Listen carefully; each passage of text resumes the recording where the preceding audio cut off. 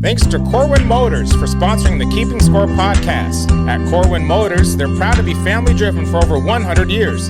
Their commitment goes beyond selling cars. They're dedicated to serving our community and providing you with the highest quality vehicles to fit your lifestyle. Whether you're searching for reliability, style, or comfort, they got you covered. They understand that you rely on their website for accurate and up-to-date information, and it's their promise to deliver relevant, detailed content that meets your needs. So if you're in the market for a new Chevrolet or just want to learn more, visit CorwinMotorsKalispell.com.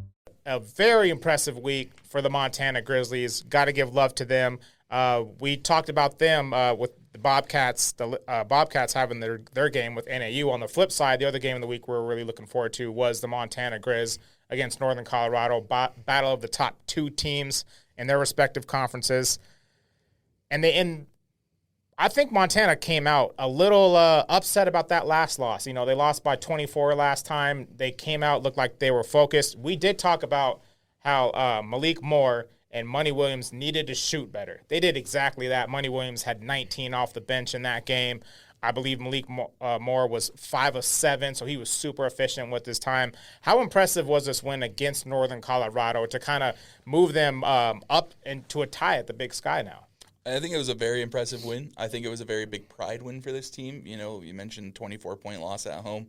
Don't like to lose on your home court in general, but you don't like to be run out of your home court like Northern Colorado did to them that first time.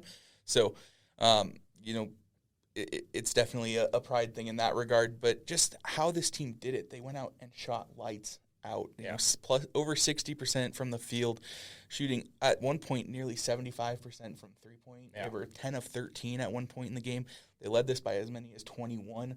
So, you know, they went out and did to Northern Colorado in Greeley what Northern Colorado did to them in Missoula. Yeah. So I think that was a game that they needed, and I feel like it sets us up for an interesting position if these teams were to potentially meet in Boise now, because they have a 3.5-game lead over anybody else in the conference. They're tied atop at 10-2. Nobody else is even in their area code at this point. Yeah. It's a 1-2 race, and they're both going to end up in those positions at this point, barring a miraculous downfall, which I don't hope on anybody. Yeah. And so the Big Sky Conference tournament last year showed us that those seeds don't really matter. Mm-hmm. But if those two teams meet up again in that championship game, I think we'd be in for another great one. Each of us all across this great land has a stake in maintaining and improving environmental quality, clean air and clean water, the wise use of our land, the protection of wildlife and natural beauty, parks for all to enjoy. These are part of the birthright of every American. To guarantee that birthright, we must act, and act decisively.